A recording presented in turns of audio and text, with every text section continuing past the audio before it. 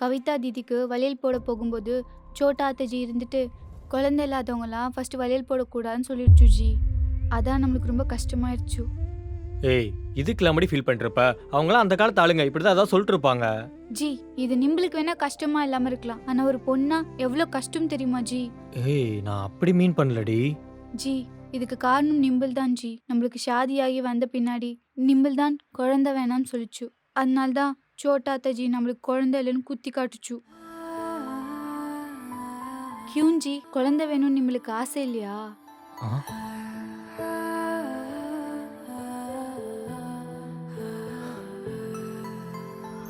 நிக்கிதா, நம்ம கல்யாணம் நம்ம பெத்தவங்க பார்த்து வச்சோ இல்ல நீயோ நானோ லவ் பண்ணியோ நடக்கல. எப்படி நடந்துச்சுன்னு நம்ம 2 பேருக்குமே தெரியும்.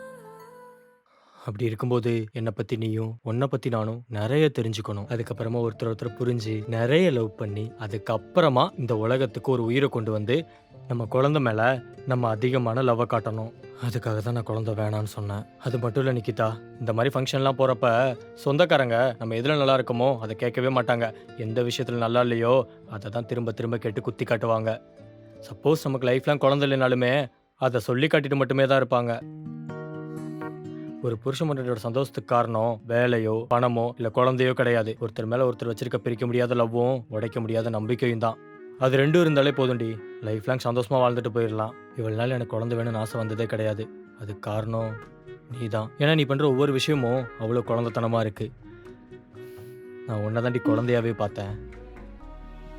ஆனா எங்க சித்தி இன்னைக்கு இப்படி கேட்டது உன்னை இவ்வளவு கஷ்டப்படுத்துன்னு தெரியாம போச்சு.